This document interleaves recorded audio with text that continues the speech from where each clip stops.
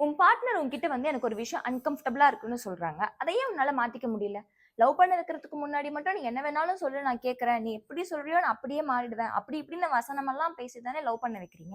அதுக்கப்புறமா வந்து இது பிடிக்கலப்பா இத மாத்திக்கோ அப்படின்னு சொல்றாங்க. பையனும் சரி, பொண்ணும் சரி சொல்றாங்க அப்படின்னா, உடனே நீ என்ன கண்ட்ரோல் பண்றியா? நீ என்ன இவ்ளோ பெரிய ரெட் ஃபிளாகா இருக்க? எனக்கு எப்படி இருக்கணும்னு எனக்கு தெரியும். எதுக்கு இதெல்லாம் பேசிட்டு இருக்கீங்க? ஆ தேவையில்லாம. அதையே நீங்க ஒரு கண்ட்ரோலா பார்த்துட்டு இருக்கீங்க. அந்த பார்ட்னருக்கு ஒரு விஷயம் பிடிக்கலன்னா, உடனே உங்கள யாரும் கண்ண மூடிட்டு அவன் சொல்ற விஷயத்த அப்படியே டிராப் பண்ணிடுன்னுலாம் யாரும் சொல்லல. அப்படி யாராச்சும் சொன்னாங்கன்னா, அப்படியே அப்படிலாம் சொல்லல. அவன் என்ன விஷயம் சொல்றானோ, அந்த விஷயத்த காதுல வாங்கிட்டு, ஓகே அது கரெக்ட்டா தப்பான்னு யோசிச்சு, அத வேணாம் அப்படின்னா, ஓகே பண்ணாம இருங்களேன். உடனே அவன் சொல்லி நான் பண்ணணுமா? இவ சொல்லி நான் கேட்கணுமாங்கிற ஈகோ எதுக்கு? லவ் ரொம்ப சிம்பிள் தானே. உங்களுக்காச்சும் உங்ககிட்ட வந்து இத பண்ணு, பண்ணாதன்னு சொல்றதுக்கு ஆள் இருக்கு.